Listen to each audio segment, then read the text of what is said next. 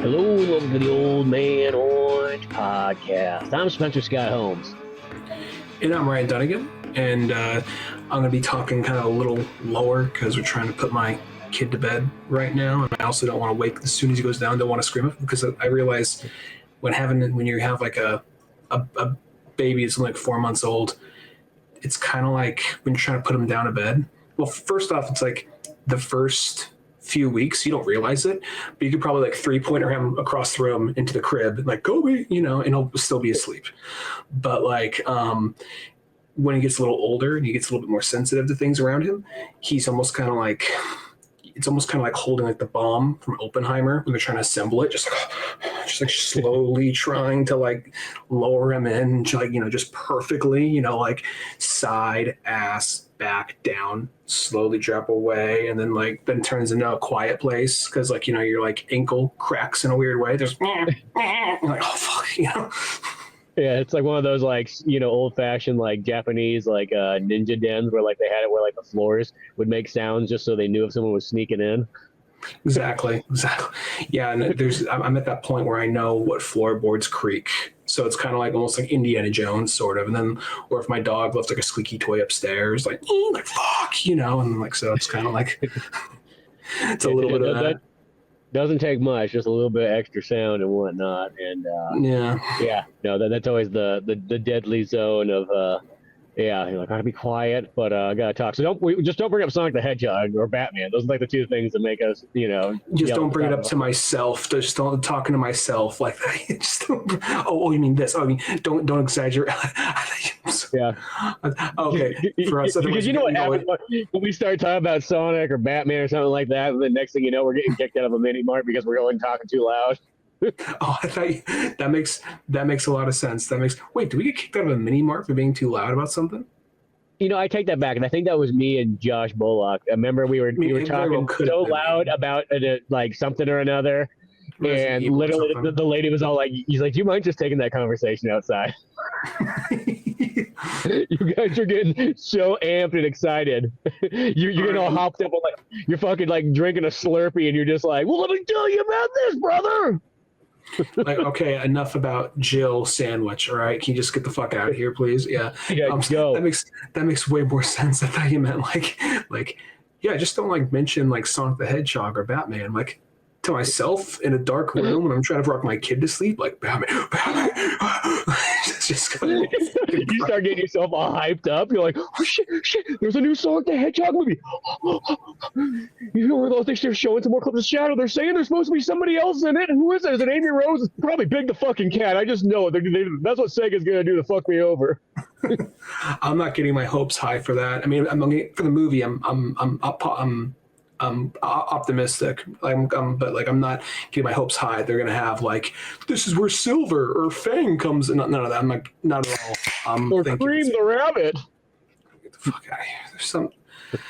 There's some characters where it's just kind of like they can be there, but if we're like, this is coming from a guy in his late 30s now. I have to admit that it's no longer. Oh, I'm like 30. Oh, like I'm mid 30s. Like, no, it's officially late 30s. Middle age man.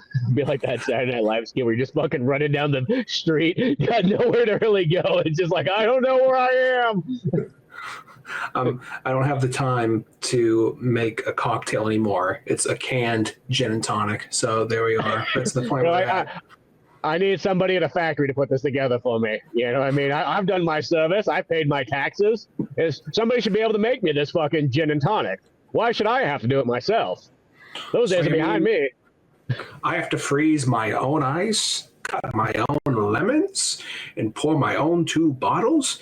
Is this archaic? What is this? The 1840s? No. It's like, it's not even that. It's just, you just get to that point, like, I'm trying to not drink as much, and like, it's easier if there's not a bottle there. But if I get like one little can, but at the same time, I also don't like, I am just kind of like, fucking, I don't care.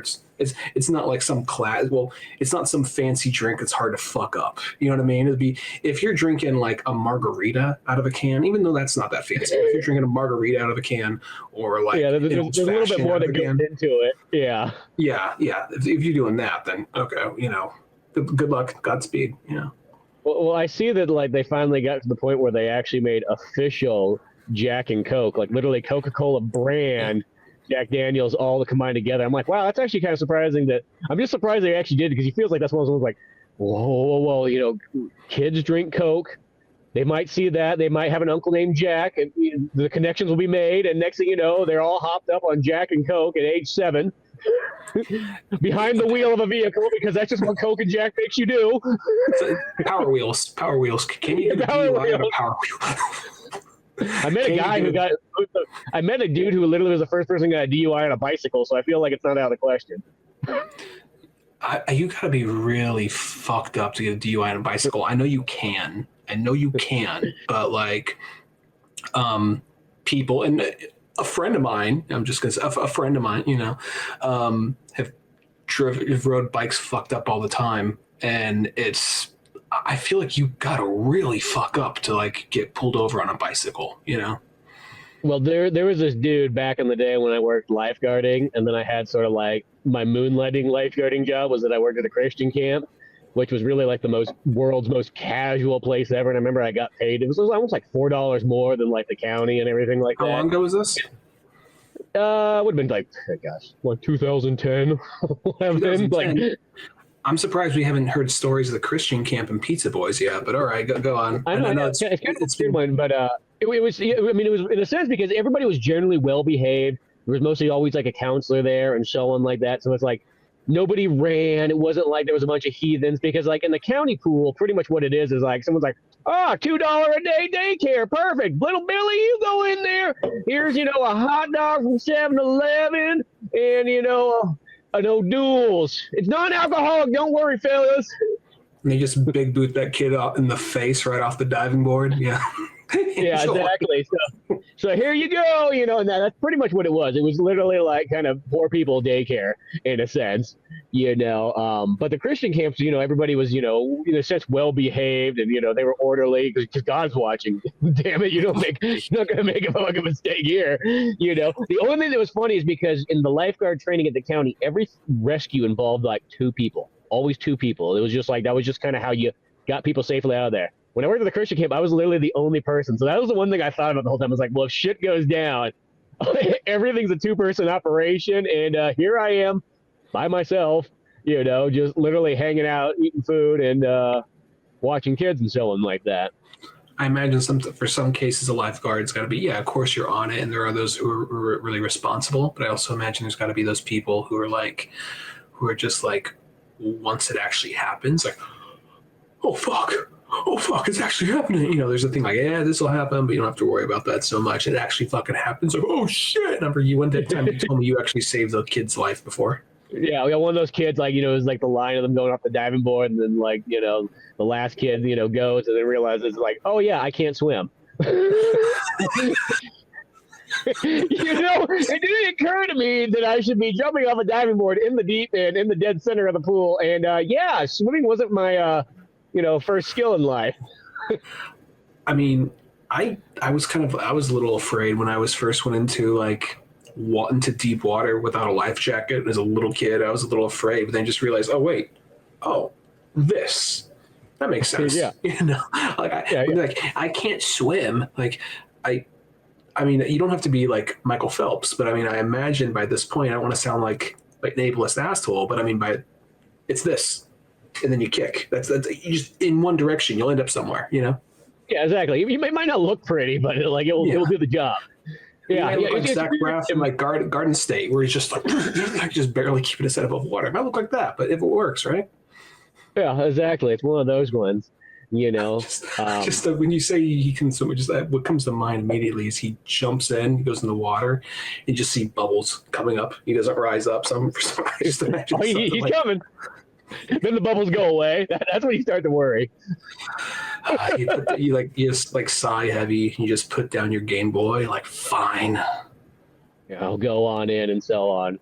But going back to the Christian camp and going back to the guy that got the DUI on the bicycle, there was one time there was a Christian group there and whatnot, and there was one of those camp counselor dudes, and he was, for some reason, all chatty Cathy, and he was telling me about it. He's like, yeah, man, I was the first guy in Tuolumne County to get a DUI on a bicycle. I was just riding down the highway, hammered as fuck, man, just shit. Police officer pulls me over. You know what I mean? They throw me in the fucking slammer, fucking pigs, all this shit like that, you know? But then I found God, and, you know, it's all okay now. It's like, he made it work out and so on. So, like, here I am. I'm, like, sober as fuck, man. Like, you know, I'm, like, drinking O'Doul's like they're going out of style. It's okay, man. Jesus drank O'Doul's.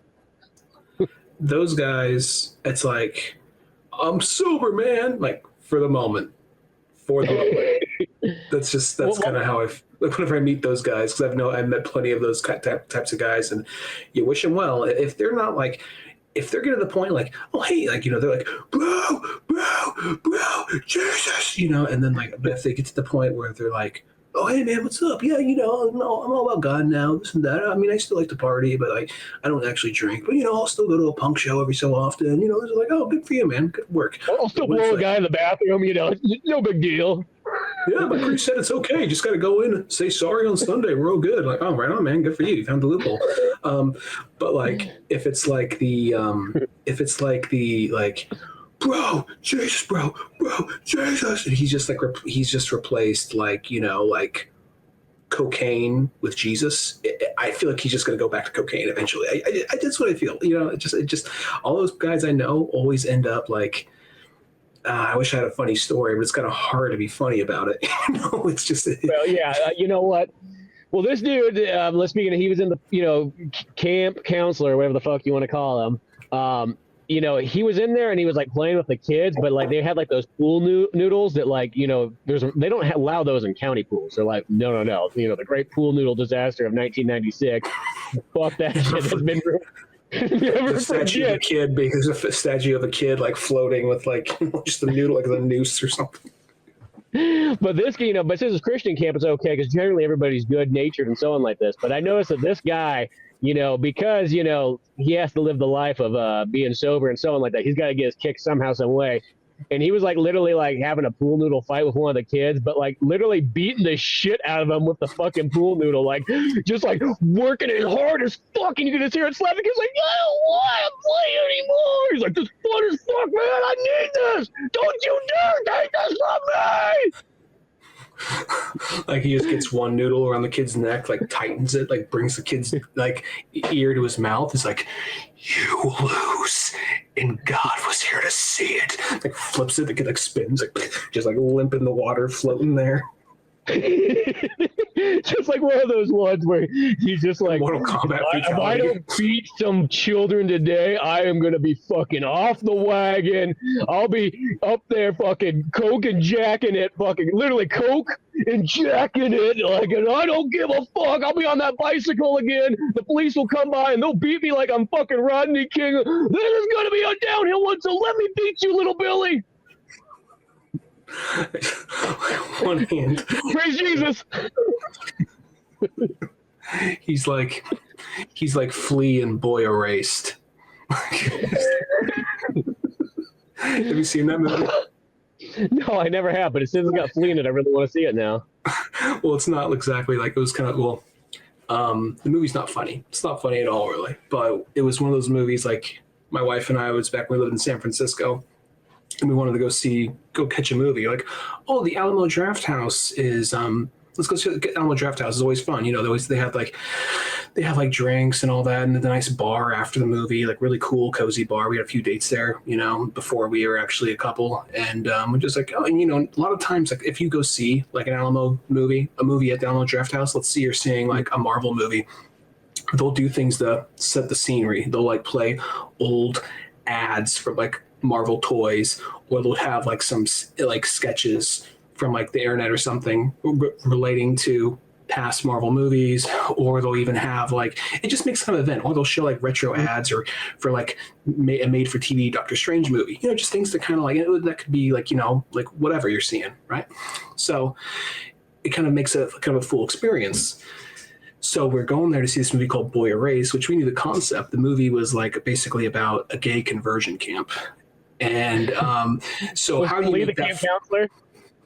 He wasn't like the main character, but he was like the guy, like he was like the muscle of like the camp. He was a camp counselor's right hand man, basically. And you go see the movie, and you're like, you don't think about the movie you're going to go see, but you're seeing it at the Alamo Draft House. Like, okay, yeah, it looks good. Like Russell Crowe's in it, whatever, you know. And then we go check it out, and then like it's like all the ads ahead of time. There weren't ads. They're like, if you need help or you need to talk to somebody, here's a number. It's just like, oh, we're not going to have like the funny like Spider-Man stuff. If we saw like Across the Spider-Verse, like Into the Spider-Verse or something, we're not going to have like if we saw Jurassic Park, like old Jurassic Park toy ads with like dinosaur themed sketches between. That's what we're in for. I mean, we should have put this together. We knew what the movie was about, so we should have probably. Yeah. So we saw the movie, and there's like no retro fucking Chili Peppers ads for albums, no compilation of Flea's cameos in movies. Well, we didn't know he was in the movie till we saw it. It's not like, Flea's in a movie, let's go check it out. Like, his name's bigger than the actual title of the movie. Well, it's just an autobiographical movie about a gay kid whose dad was a priest, and he got sent to a conversion camp. And it's not like it's not like there's like one or two really intense parts. There's like one part where he gets raped by someone, but beyond like, pray the gay away is what it says on the tagline on the poster. Yes, that's exactly what it said. Yeah, I mean that's it's the one joke. Of these movies you go into like a drama one, you don't realize it's February, so it's actually a Christian movie you're going to see it, and it all works out in the end. That's what all I needed, you know. There's like it's by no means like a fun. It's not one of those movies. It wasn't by any means a bad movie, but it's a movie I don't feel the need to see again, just because like no, I agree with the movie. It was well made, but it was like just one of those movies. It was just. Wasn't a good time. You just feel bad for this kid. Yeah, it wasn't like, man, I can throw this on in the background. Exactly. It's not like you got a couple of friends on over, you fucking get pizza and a beer, put this movie on, you know? Great. It's not like, dude, 5 favorite movies, like Dumb and Dumber, like Avengers Age of Ultron. The second one? Yeah, fuck you. I like it. I don't care what people say. Yeah, the fucking second one's great. What, you don't fucking like Ultron? Fucking Friday the 13th. Let's Die Hard and Boy Erased. You know, it's never gonna be like that. No. So it's like so like Flea is like one of those. He's totally one of those camp like he comes in like because you know everyone there is like reformed gay or reformed something, and air quotes reformed, and he comes in, he says like, listen here, and he puts on a little bit of a draw like. I never went straight your guys' struggle, but God was there for me. God was there for me. And he's going to be there for you. He fixed me right up. He got me sober. He got me doing what I needed to do. He's going to do the same for you. I promise that. I'm going to see to it, you know? And then at some point the kid's like in the bathroom and Flea is just giving him a menacing look and calls him the F slur and says something like, basically slides on in the frame. Yeah, like slides in like Clint Eastwood and Josie Wales. Yeah, you know? And like calls him the F slur and says like, if I ever catch you doing this, I will kill you. I will kill you. God is my witness. I will kill you. There's just something crazy like, oh shit. So it's not like oh Big Lebowski. It's not like that. It's not like one of those kind of roles, you know. So it was just one of those movies we watched it and it was like. It was well made. It was a good movie. It was like, okay, yeah, we probably didn't need to go to the Alamo for this. We probably should have seen like some genre movie or something. Yeah. It's like, oh, okay, yeah. There's always those movies like that. Those weird like hard dramas, and it's not that they're bad movies, but they're that kind where it's like, oh yeah, you know, I bet you that was fun to make. Well, it's like all you think about.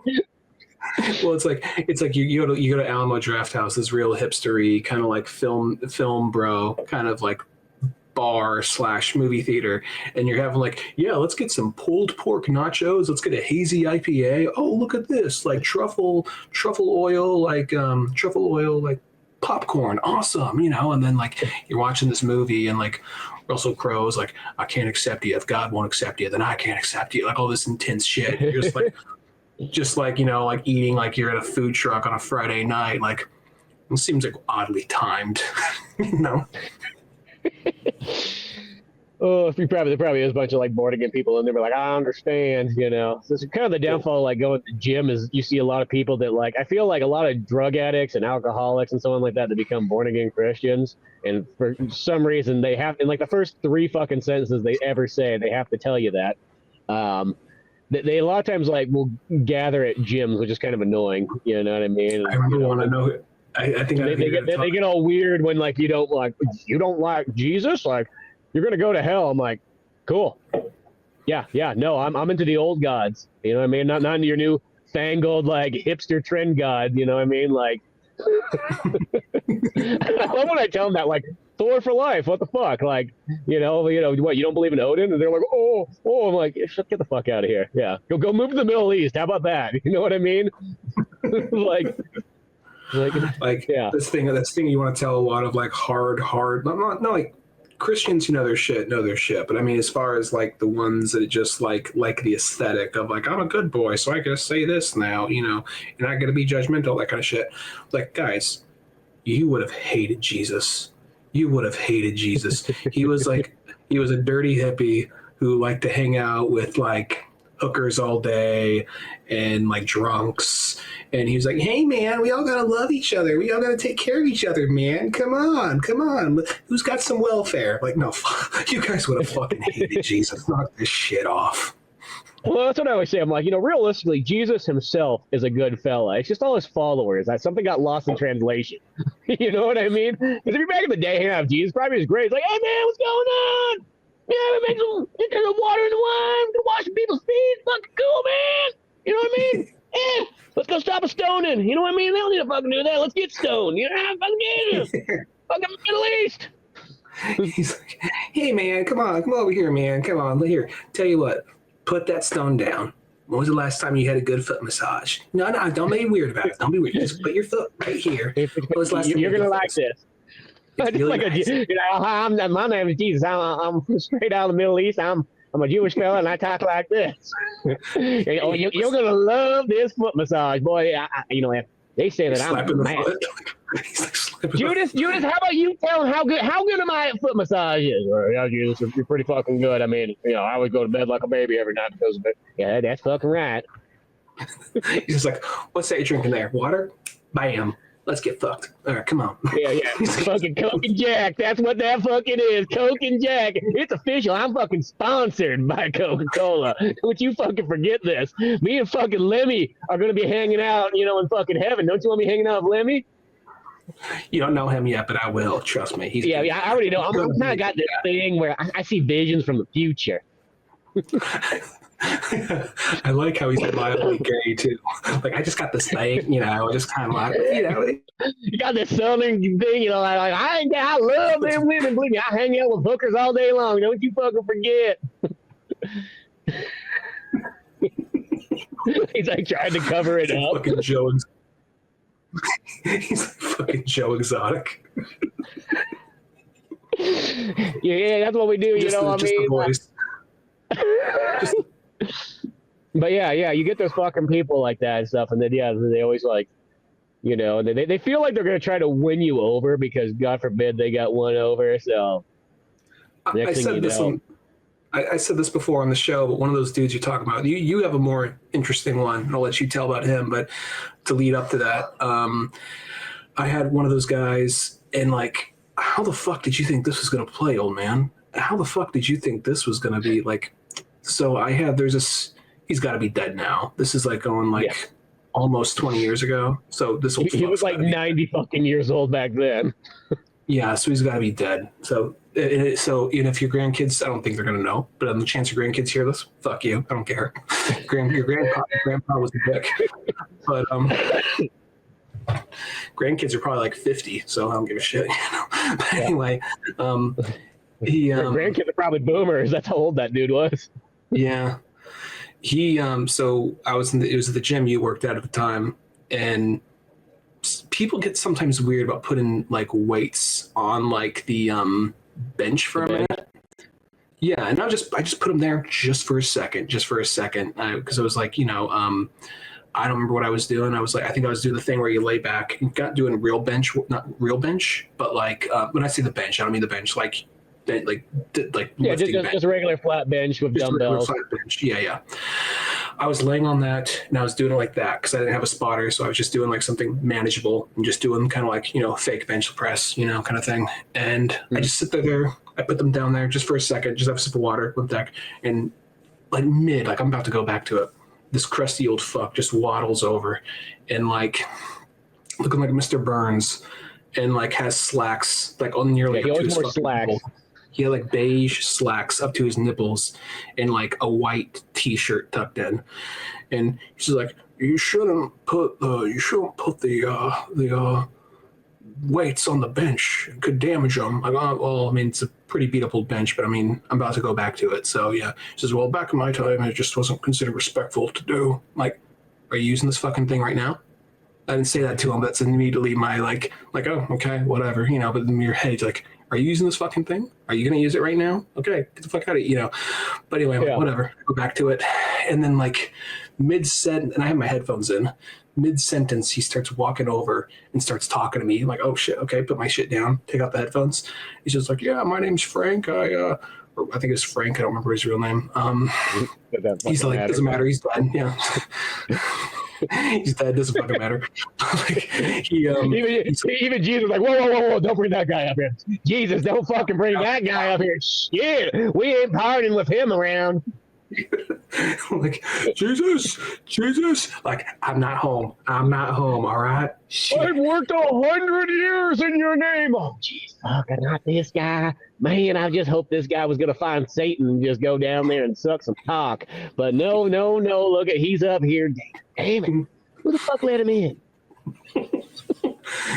Jesus, your dad contracts you. You have to go give him a high five at least once a week. Like, I know, but every week it's always too soon. I just need that time. God damn it. I just screens out, high fives him, closes the door. Like, oh Jesus, yeah, that was, I just need that. Can we hang out? Can we watch some Christian films? Like, I hate the Christian films. God damn it, It's like, that's why fucking February sucks most of the time. It's like, what the hell's up with all that coming into cinemas there? Just, and they always come in like, you're misleading people, and then about halfway in that fucking trailer, you realize what it really is, and it's just like, that ain't fucking what Jesus does. Shit. You're watching this trailer for this movie, you're like, wait, is that the guy that played Bassett in Street Fighter Legend of Chun-Li? Like, oh shit, this is a fucking Christian movie. God damn it. I felt bad for that guy. I mean, it just shows how far his career went after the Legend of Chun-Li. He's got to take these Christian roles. I mean, he wants to. So good for him, I guess. Good for somebody. There's always a target audience. I mean, you can't deny that. We're using that Proud Mary movie, and that had the budget of a Christian movie, but I don't. Maybe it was a Christian movie. I don't think about it. Maybe it was. I don't know. Yeah. Is he gone? Oh no, he's still fucking there. So that old dude, I remember. Oh yeah, where are you at? You set the dumbbells down on the bench. Yeah, he got pissed off, and then he. Yeah, and then he's like, okay. "Hi, I'm Frank." Or he didn't talk like that. He was like, "Oh, I talk like this. I have like a monotone voice. I'm an old man. Fuck you." Yeah, he's like, "Oh yeah," and he basically take forever to talk, and he was just like. I was in the middle of a set, and he starts talking with my headphones in. I'm like, oh shit, I take off my headphones. He's like, yeah, I like to go around and I like to hand out Bibles and I like to do this for the community and blah, blah, blah. I'm like, okay, cool. Hi, my name's Ryan. I work at a restaurant. When I can, I do a little bit of animation and comics on the side. And he just walks away. Like, yeah, okay, I guess that's not as fucking interesting as handing out a fucking Bible. All right, whatever. Yeah. Fucked. Well, he always had like death in his face because he always had that like old man look where he's like, the whole time he walks around like his lips never, like his jaw never closes back him anymore. He's just like he's just sucking in a little bit of fucking soul from every bit of youth walking around. Like still, just like. Here he looks mummified, like his like lips are kind of curling up to see the yeah. Dude, that dude literally gave me one of those micro Bibles one time. He's like, "This is for you," and it was like camouflaged and everything like that, so you could lose it out in the fucking woods. Guys, we're going pheasant hunting. No, wait, I can't find it. What is it? Like, I just dropped it over here in the brush. What is it? My Bible. We got to pray to Jesus so we can get these fucking pheasants, you know. And then so that guy takes that shit to when he goes to war. He's just like, oh shit, it's the wrong camo color. Gets killed out in the sand. Exactly. It's got fucking urban camo. I should have got the brown and beige variant. Yeah, exactly. The one he gave is like the one you're ready for like duck hunting or something like that. You know. Okay. Yeah, not NES duck hunting where it's like orange and gray, but NES duck hunt. Yeah. I mean, yeah, I got nowhere. I was trying to think of where can I take that. Like, I can't take it. Yeah. Let's leave it where it is. Well, why stretch it and ruin it out? You know, why should I feel the need to continuously talk about it right now and stretch it out longer than it needs to go? Man handing out Bibles. Shit, he's corrupted me. I'm doing it. I'm just talking along time for no fucking reason. He won. Exactly. But that's the thing, though, is you just have those people, they come in the gym, and it's like guaranteed they're almost in like all of them. I think it's just because the gym is working out is a good, like, I guess, substitute for addictive people. Because a lot of times I always feel most of them, they're not like, because a normal Christian person does not tell you they're fucking Christian like the first fucking, they might not tell you that in the first like fucking month of knowing them. You know what I mean? Mm-hmm. But a born again Christian one makes sure you know that. They're just like vegans. They let you know like in 2 fucking sentences that they are. I'm like, who the fuck tells you that? Like, it's not just like, hi, I'm Spencer, you know, also, by the way, I really like to eat red meats. You know, I don't do that. That seems weird to tell somebody that. If someone asks me, like, you know, about your diet, I'm like, yeah, I keep it simple because, I had radiation in the past. And then that like, brings the comment. People think of these things, it's like, no, it's funny, but it's funny. Don't worry, we can laugh along with this. like you just say, like, you just go for the handshake, like, I'm Spencer, I had cancer, and you like grab their hand, the other part of the forearm, pull them in. Now you have it. The radiation, like he's just is coming out at me, and now you will have it. No, it is not superpowers. You know what I mean? Yeah. Somebody just giving you the finger just now. What the fuck's that guy doing? No, it's actually it's the dude at Laura's office place, Perry. Oh, he's a real nice guy. Okay, yeah. No, but like he's picking up a barbecue pit. I can tell. That's what he's doing. He runs he runs that Whole Food store in Stan. I know we're going like real fucking local here. But not when you were there working it. He bought it like a couple of years ago, or not when you tried to apply there and they give you the fucking like boot. Back in the day, like 15 years ago, and you're like, fuck this place, you know what? Fucking, I drove fucking 3 hours for a fucking interview, and fucking they just say, get the fuck out of here. We don't need your kind. No, it wasn't even that. To clarify, no, they probably soft voice, like soft hippie voice, like, you know, well, here's the vibes just aren't what we need around the plants and the animals and the cash. The fuck you talking about? Yeah, no, it was actually more of like a it wasn't even that. Like I went, because there's a period where before I actually met my wife, my future wife, I was considering moving back to Tuolumne County for a minute, and I was like, well, if I'm going to work somewhere, I don't want to work back at my family's restaurant. I want to have another job lined up, you know. And then like on a fluke, I called this place that I just called this place, and I was like, hey, are you guys hiring right now? Like, actually, we are. I'm like, oh, okay.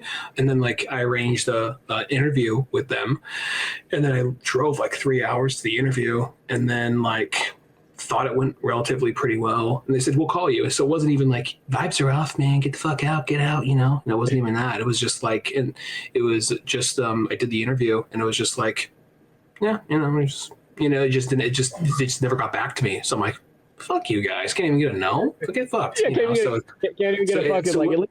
So when I lived there, I'd always try to like, you know what? I'm going to try to support local businesses. I'm going to also try to eat a little healthier. So let me go to this like, this locally owned like Whole Food store, and then after they didn't give my interview back, fuck that place. I'm going to fucking Walmart. You know. So yeah, their fucking discount card. Yeah. Fucking Sam's the man. Well, you know, people got to realize is that back in those days, you know, this is the one thing where I feel like we could talk about it in an old man thing. Like back in those days, between about 2008 and 2014, it was real tough to get a job. Somebody pretty much had to die for an opening to happen. You know what I mean? They didn't just hire anybody. Even at the worst of the worst jobs, they weren't even going to choose you. You know, not like fucking later on in life where like jobs are just so plentiful that like you could show up in your fucking underpants and you're hired on the spot. Well, this is also, keep in mind, this is also like, I mean, I'm over it. Believe it or not, I kind of forgot about it until you brought it up, but it just came flashing. I'm not gonna sleep tonight, but just like a slow zoom into my face, camera over my bed, just like looking into like just like straight ahead, just like. Just slow. You're just like fucking outside, like punching this like fucking telephone pole. Like, we actually don't have telephone poles here because all the wires are underground here.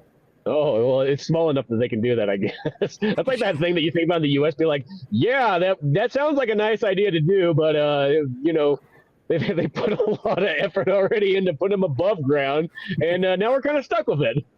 Yeah, now I just got to go, I don't know, punch a windmill or something. But yeah. Be fucking Don Quixoting it. Yeah. But no, like, then there's the other crazy Christian guy who was like, he actually appeared in Pizza Boys. Oh yeah, that's right. He did. He was like one of those guys. Well, he was Christian, but he was a pretty cool guy overall. I think the one we're thinking about. Oh, so he's not on the list. Okay, he's not it. I mean, he had his Christian tendencies, I guess you would say, and I just remember he like sent the text like, hey man, how you doing? I'm doing good. Okay, cool. Praise God. God is amazing. I love God. This and that. And then one time we went to get like Chinese food or something, and like he had like a lawsuit going on with somebody, and he was like on the phone with them, just like, I will fucking kill you. I will kill your whole fucking family. You know, just like, what the fuck? And this is one of the guys who's probably one of the more jacked guys at the gym too, just to give context. Yeah, just a jacked old man who like fell out of a helicopter, you know, in the army or something like that, and has been on like, you know, whatever you want to say, like medical leave ever since. Yeah. So now he just hangs out, praises Jesus, you know, lived in a trailer and gambled all his money away mostly in the first 2 weeks. First 2 days, take that back. Really? I didn't know that. Yeah. Oh, mostly when people get free money, that's most of the first place they do with it. I don't know why that always is. Like, hey, you can barely afford to live, so here's, you know, $2,000 a month, and then they're like, cool, let's see if I can make this into $4,000. And then they're like, shit, I got $200 left. That's gonna last all month. Well, maybe you shouldn't have blown it all right off the bat. Like, you know, maybe you should not be gambling. Gambling's really a sport for rich people. You gotta sort of have money to make money. You know what I mean? That's what I learned from Andrew Dice Clay. That's what he said. He's like, if you don't really have any money, it's just not worth playing it. You're just not gonna do well. Gambling is one of those vices I never got. My 21st birthday. I just knew I was going to lose. That's. Yeah. I think I lived with that. I'm like, I'm just going to fucking lose. Why would I? You know, I'm just going to be honest with myself. We know where this goes. 21st birthday, I went to Reno. Collectively, I was given around $400. Deposited 20 of it into a slot machine. It's like, okay. Rest is like, it's my birthday, so people are going to buy me drinks. Rest of this is going onto a comic book store on the way home. So, and that's what it did. Yeah, exactly. And that was the smart thing. You know what I mean? You didn't lose anything, only gained knowledge. On that trip, I actually bought Batman Year One. So first time I read that on the way back. Yeah. So no, and I didn't spend the remaining like 300 and $80 on that. But that was. I got a signed copy by Frank Miller. He even drew a dick pic in there for me specifically. Came with a couple of his pubes, yeah. No. Yeah. You're like, Ryan, we gave you that money to gamble, and you sure did take a gamble. Just not the way we expected it. I'm trying to think. I don't think I even spent it all on that trip, but I can remember that it's the weird things like that. I remember I bought Midnight Nation, Batman Year One, in a comic book I still have not got around to reading called Outlaw Nation, which is like a phone book that big. I've been putting it off reading it for a while. So one day. those are those ones where you're like, man, that's such a good deal. And look, it's like 600 pages. Fucking, this is awesome. And it's always like, yeah, that's kind of intimidating looking too at the same time. Yeah, well, I think I got like 20 pages in, and I was having trouble connecting with a couple of the characters. Like, I'll get back to this, something kind of like that. Yeah, even speaking of comic books or something like that, I was like on this Fantastic Four kick for like a while, where I was just reading all these kind of random ass Fantastic Four books and so on. And I went back with like the Ultimate ones because I guess last time we were talking, I was reading through the Ultimates, like Avengers books or whatever. I know they're not called Ultimate Avengers, but just for context. And then like I was like, you know what, fuck, they got the first like 5 Fantastic Four books on there. I'm like, I always kind of wanted to read those. Let's go through those. Ultimate Fantastic Four? Ultimate Fantastic Four. Okay, gotcha. It's the one where like they do really start that first book's kind of weird because the first one's the one where they're like, Mole Man and his shit creatures created below.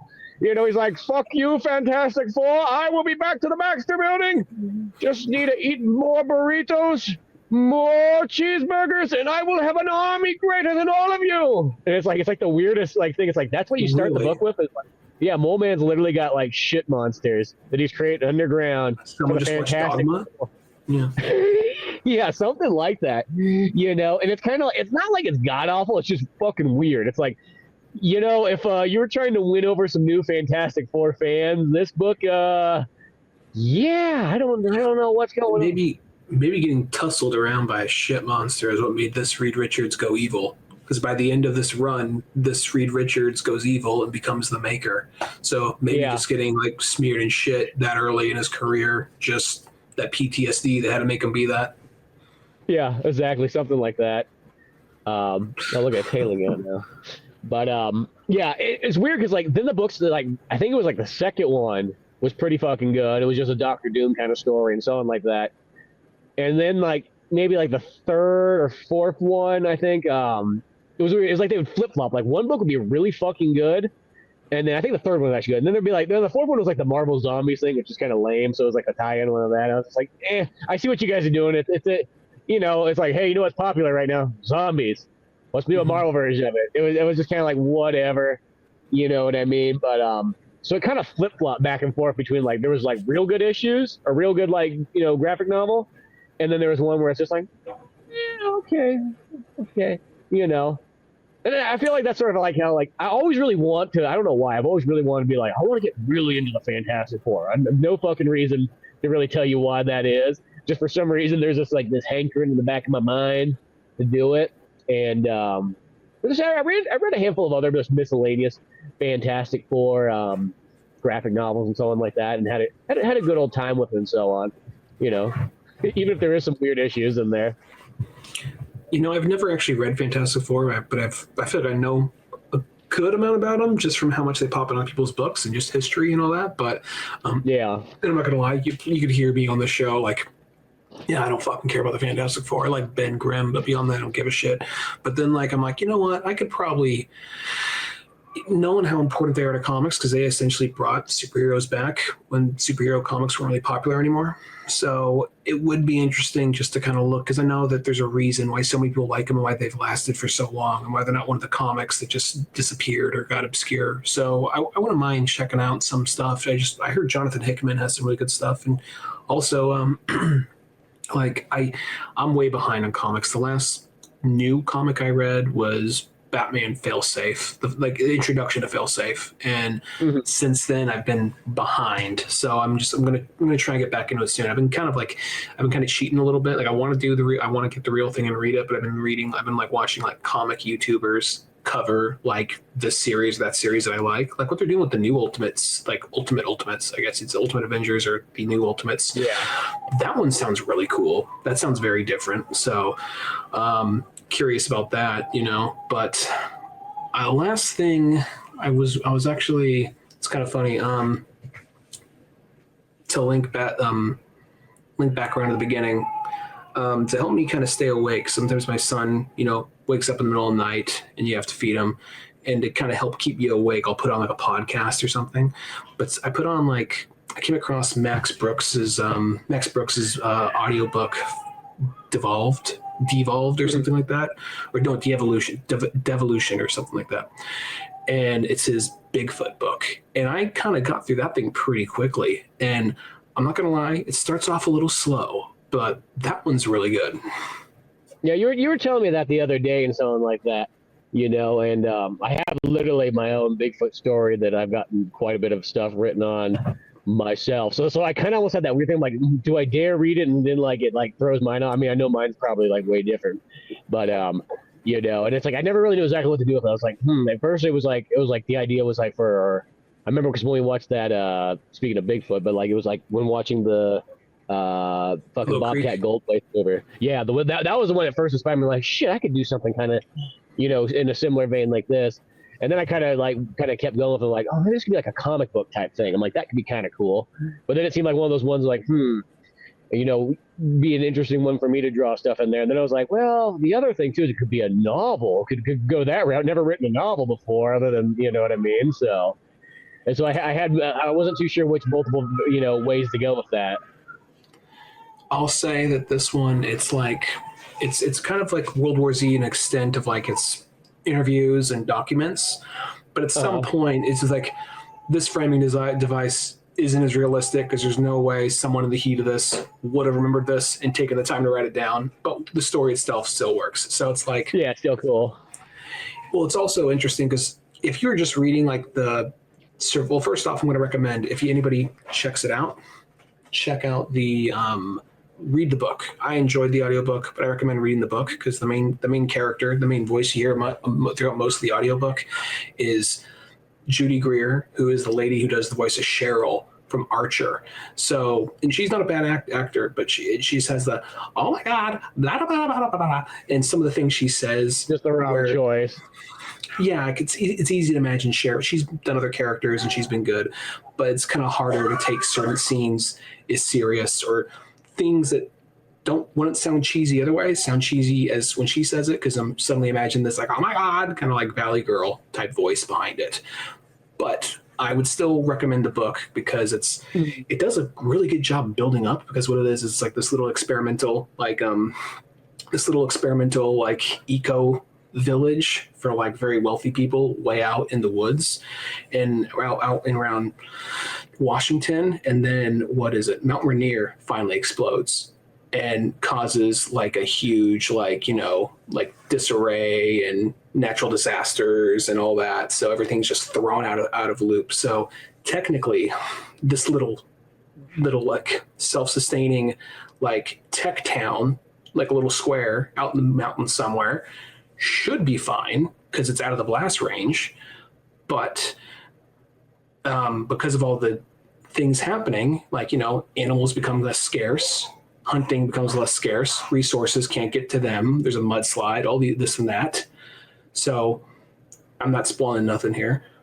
A tribe of Bigfoot start to kind of watch and stalk them, and it kind of slowly gets big and slowly stacks up little by little. Like this, you don't see them for a while, but there's hints that they're there kind of watching, and then eventually turns into like hills have eyes, minus the rape.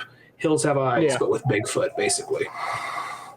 Yeah, no. That sounds pretty interesting right there, and I think that'd just be a cool one. And just knowing Max Brooks, he's like, it's probably going to be a pretty sweet story anyways. And yeah, I do think that probably reading it, I kind of hate to sort of say it, like, I don't like if a female narrator does it if the majority of the characters are male. It's kind of weird. It's almost like it, there's like, I remember there was an Odyssey book I got and like a woman read it, and I hate to sort of say it, but it's like, it's the story of Odysseus. It's about a dude. Like, it's weird to have a woman, because it's like she read it like almost like, oh, woe is me, I am Odysseus, and it's like, I hate to say, like, you need to get Chad of Chads. Yeah, you need to get some man in here. And it was like one of those ones. It was some famous actress in the movie. I can't remember who the fuck it was, but it was one of those ones. But it kind of just took me out of it. It's like, it's like I almost feel like whoever your main character is, like that's kind of needs to be who's the narrator. Not saying that anybody can read a book. I'm not saying that's the case, but like, if your main character is like a female, you wouldn't really want like a dude reading the whole thing. You know what I mean? Like, oh, and Barbara went down the stairs, and man, those nails on her fingers were looking great today. She was gonna be, top tier of her friend group. Barbara, she's 14 years old. She's going. You know, you wouldn't want that would be fucking weird. You know, I think you sort of need the right one, but I've seen, but sometimes that kind of happens. It's like, you know, it seems like there, God, it's me, Margaret. Yeah, you're there, God. You know, I'm feeling like having a Jack and Coke right now. Should I? Just got my. Well, man, I think you should fucking do it. It's Jesus, you know what I mean? I'm fucking sponsored by the Jack and Coke thing, you know. Here, let me help you out. Let me help you out. Boom! There's one right there. Yeah, you drink the shit out of that. To this book's defense, it depends on who's reading, and there's even parts where it feels like an audio drama because it's like if you're reading like someone went around collecting all these documents. They're talking to different experts on Bigfoot and on geology and on sociology and whatnot. Geologist. Exactly. So you get different people, and they have different voice actors for different characters like that. And then that's kind of cool. And then when you come across this lady's journal, her diary, you get Judy Greer voicing it, and that's when so-and-so said, you know, so, and she's like, and then she gets across that she took time to write this between this and that, but at the same time, like, there's no way this crazy shit you remember that vividly to, you know what I mean? She'll talk about like a tussle she had with a Bigfoot, and she like, there's no way, that's when he swung to the left, but I dodged to the right. There's no way you'd remember that. But at the same time, like, I'm here, I'm with it. It's still good, you know. The old Sasquatch tussle match. Jolly and go down with them tonight. It's a very good sport. It's good for the hygiene, you know. It's a fun event. It's actually something that actually works too. It's just in the old strong man like unitard things. Like, oh yeah. Well, you know, sure, you know, there's some of these boys out there that wrestle bears, but this one here, he does the tussle with the Sasquatch. And then he fucks him, just to prove who's in charge. Yeah, who's the man here now, huh? Yes, that's what I thought, Sasquatch. How'd you go back to your Dimension X? And then, well, the other thing with the book is it does this thing where, because for a little bit, you're like, you know, because she's like all the people in the town are almost kind of like, there's some people in the town, you're like, God, I can't wait for this guy to die, or I can't wait for this lady to die. But then you kind of realize, oh, they're meant to be satires of people that I'm like, you know, very kind of like, the idea is like, oh yeah, these are smart people, but they're smart in their circles, out in the middle of nowhere, cut off from technology, because they have drones that bring them like food and supplies and all that. With Mount Rainier blowing up, all those resources are cut off. So, and the road is blocked off through like mud too. So it's like this whole thing of like, all these people are people who are like, some are really stupid. Some are like, there's of course the one lady, like a badass lady who saw war, who's like, who's like, what do you know about death? Yeah. Well, the thing is, she's like an Eastern European lady who saw war, and she's like now she's like, okay, yeah, I express myself through like making glass art and all that kind of stuff. She's a glass blower, but then at the same time, like, she's like, everyone else is like, maybe we can be friends with them. Like, no, we can't take that chance. You know, that kind of thing. And everyone's just like, maybe if you blow glass with him, it'll work out. Exactly. She's one of the ones that's smart about it. She's one of the ones who sees it coming, and she's like, we gotta be prepared. We gotta make food. We gotta make a garden. And it kind of goes into details, like how much of like when they have to fight back against the Bigfoot and tells of what they do to survive and how they go into that. That's all really interesting. Like, it's that kind of level of thought that like, okay, they really, he wasn't just kind of like, they really thought this out. And then it's also interesting because if you just read the diary stuff, it kind of takes a while for things to get going. But then there's foreshadowing of things that are going to happen, because they'll have interviews with people like, we found skull fragments of something that, you know, and then like, it looked like that whatever was here before, like crushed it with a rock and had to have the force of something like that. Like, oh fuck, shit's gonna get fucking crazy, you know. So it's kind of like, so there's enough kind of like foreshadowing to kind of lead you in. And when shit gets creepy, it gets really creepy. So it's a pretty good book. Yeah, no, it sounds cool. It's definitely one of those I'm like, I think I would definitely throw that on the list. You know, something to at least read for sure. Yeah. Plus, it's like, well, Max Brooks always does. He puts the research in. Because I remember, like, you know, when the the zombie survival guide came out, like that was like that one where it's like, oh, this guy like gets it, you know, because a lot of people don't get like how zombies properly work, you know what I mean? But like he like 100% was like, yeah, he pretty much wrote the manual fucking on it, you know, and it was all very logical, like based and so on. And that's why I really love World War Z. I'm one of those people, I'm burnt out on zombie stuff. I'm really burnt out on zombie stuff, but World War Z is still a fantastic book. And World War Z, the movie, I'm sure as a movie it's okay, but it's just so like, well, good job fucking up this, because now I don't know how long it's going to be before we get a real World War Z anything. So, I mean, the movie did okay, I guess, but like, like a few names and like I think the big ass wall in Israel, I don't think anything else was really there. So I was just like, oh, okay, well, that's that, I guess. Oh, well, that's the thing. You watch that one, you go, well, they clearly didn't read that's a perfect example of like, obviously they didn't read the book. Well, it was also like, well, what are we going to do? It's all just a series of interviews. Like, exactly. You have series of interviews of a guy going around collecting interviews with the zombie war. And you didn't have to be an anthology, but it could have just been like, you could have merged some of these things around. You could have had the Brad Pitt character be essentially going around trying to find a cure or looking into this, looking into that. He didn't have to be even finding a cure. He could have just been a reporter going from point A to point B or any number of things. And along the way, you take parts of those stories, those survival stories, put those in there or have him interact with people that he was interviewing and he's along for their ride for a minute or just something kind of like that. You know what I mean? There's like a special like zombie gun, like weapon they call Lobos, like a lobotomizer kind of thing. I don't remember the details of it, but that was a big thing. Everyone had one, and I don't even remember seeing one in the movie. Maybe there was one, but yeah. I don't think so. Well, it's just the whole thing is they had running zombies in World War Z. It's like, well, if you would have read the book, you would have realized that he explains like how the realistic a running zombie is not realistic. You know, and that's why it always kind of takes me out of stuff whenever it's like, oh, running zombies. There's a few moments where it's like, if it's something a little bit like, okay, that's like, you know, it's almost like 28 Days Later. It's like, even though that's the movie that kind of ruined all that, like that movie, at least it has a different explanation. They're not normal zombies. You know what I mean? They're diseased people. Yeah, with kind of like an Ebola-like thing, you know. But so many things nowadays, it's like the zombies, they run and they like fucking like climb up shit. It's like they pretty much aren't zombies anymore. They're literally something else. Yeah, like I'm looking right now. I'm looking at the weapon, the Lobo weapon. Yeah, I remember. Yeah, it was like basically a shovel. It was kind of like a shovel, like a multi-use shovel, and because it was more effective than an average gun. And I don't even think you see one. Like it has like multiple points to stab and slash at, and I don't even think you see that in the movie anywhere. So I'm like, what the fuck, you know? But like at the same time,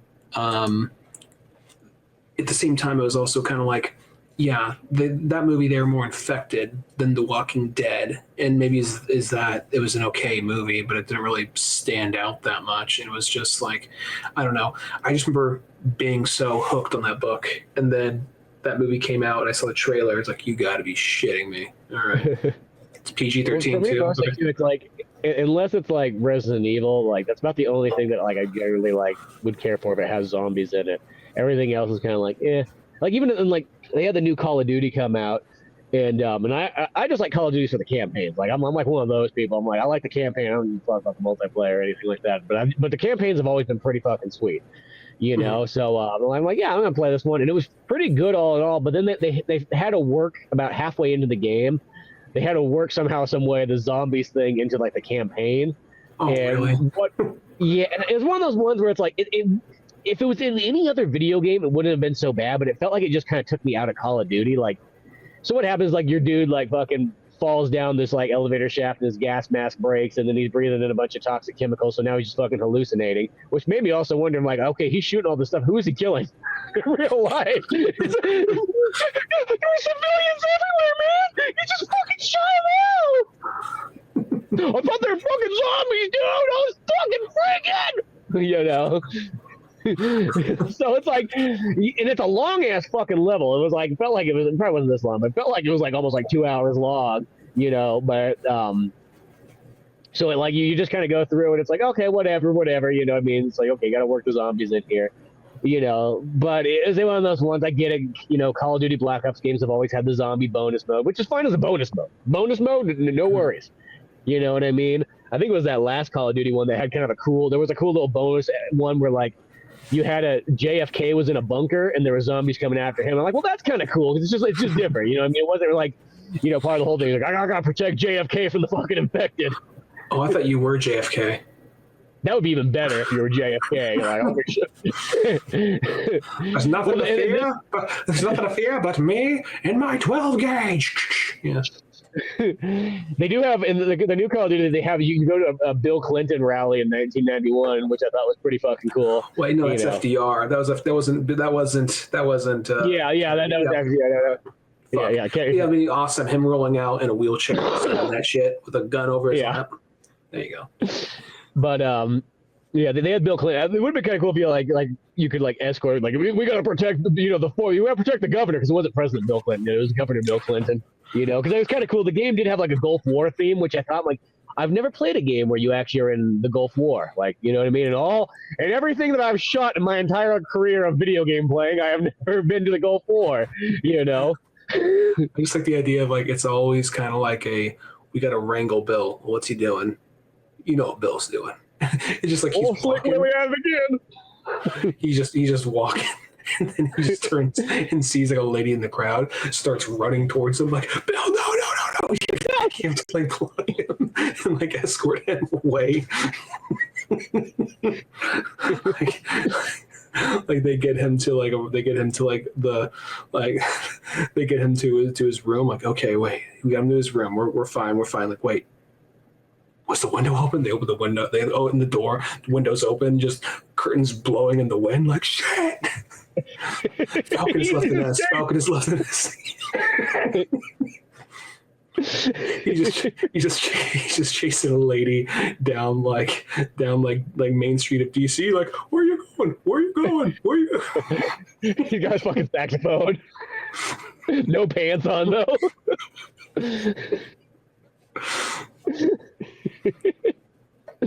just going. You know what's the other funny thing though is okay, on Xbox you get achievements in there and whatnot, and the achievements tell you literally the percentage of other people that have got it pretty much. And on Call of Duty, when I was getting like normal, you beat a level on a campaign, nothing fucking special, not like you did anything out of the way. It would pop up with like the diamond one where it's like and it's all like super rare achievement unlocked. It said like 3.3% of players have gotten this achievement, which goes to show how many people play the campaign. I mean, I feel like there's a lot of things like bear with me for a minute. There's a lot of that kind of like kids these days, they just don't have respect or no one wants to work anymore. Or all this kind of like this type of bullshit you fucking hear like older generations complain about younger generations. This is one of the few things where I'm like fucking kids these days, where it's just like, you mean to tell me you got the game and you didn't play the campaign? Like, well, yeah, I just want to play my friends online. Like, you're not interested in the story. You're not interested in what these fine artisan people. Artisan men. Artisan men, but like all these kind of artisans, what they've done for you, these men and women that work tirelessly hard and underpay. You don't care? No, man. I want to get those achievements. I get MPV. Like this fucking generation, like that. That's where. Yeah, it's fucking man. I gotta be Nicki Minaj shooting people. So fuck you, man. Like that's my Call of Duty gameplay. I don't know what they are. Anytime I see something kind of like some footage of Counter-Strike or something like that, I'm like, oh, it looks fun. Good for you guys. I don't give a shit, you know. Like, well, it's gone very like everybody kind of sold out to the Fortnite style, so everything's like fucking neon colored. So it could be Kevin Smith, I guess. Yeah, it's not Kevin Smith. Is one in Fortnite? Not one of them. I don't know which one. Oh yeah. Well, that's interesting. You know, Kevin Smith went with an AR-15. Yeah. Yeah, it's like what we've always expected him to do, but yeah, no. Overall, though, campaign-wise, it's cool. You know, for all us old timers who like story and the Gulf War. The kids are like, who the fuck is this Saddam Hussein faggot? Like no. They're not gonna say that. Old man with a fucking mustache or something like that. Like I don't fucking care. Like you're like okay. I'll go enjoy my old timey Cold War stories where it's espionage and fun. Just like old James Cameron said, back when terrorism was fun. It wasn't something. It wasn't a real concern. It's like, oh, that's never going to happen. Don't worry about it. They're just fun bad guys from movies. Yeah, exactly. But no, that was still a cool one, and yeah, the story mode is neat, and it goes to show that not that many people play it. But speaking of Kevin Smith, you know what I finally did fucking see though was that 4:30 movie. How was it? I wanted to see that. Didn't come here. I could not find it to save my fucking life in cinemas. Like literally in California, it was like barely playing anywhere. In California, really? Did you have to go to LA to see it? Almost, and even in LA, it had kind of funky showtime, so I was like, But I can watch it on YouTube right now for $3.99. Okay, all right, go ahead. Sorry. Yeah, well, I bought the Blu-ray when it came out because it came out like a month later or so, and I was like, you know what, I want the special features. I'm like, it's a Kevin Smith movie. I'm like, I'm gonna probably enjoy the special features, which I did, and it's got the audio commentary on there too. I'm like, yeah, I'm gonna want to listen to that. I think that'll be cool. But I enjoyed it quite a bit. I thought it was a neat one. It's definitely one of those ones that like I feel like. With us being kind of like, cause it's all about kind of just hanging out at the movies with your buddies and like literally spending an entire day in the movies. I'm like, well, I did a lot of that where you get brought in the movie theater at like 10:30 in the morning. Your parents fucking drop you off there and you literally watch movies till like 8 or 9 o'clock at night, and yeah. And so it gives that kind of experience, I almost want to I need to put my own like in like a Pizza Boy or something like that because it's like, people don't talk about like, yeah, and how you survive in the movie theater when like you pull out the popcorn jugs or something like that and you search for the ones that don't have a marking on the bottom of them out of the trash can and you're like, oh, this one's unmarked, that means I can go get a free refill with it. That's what you live on. Yeah, no, I get you. Yeah, that's those little hacks you get to make it go by. Yeah, so was it pretty good? Did you like it?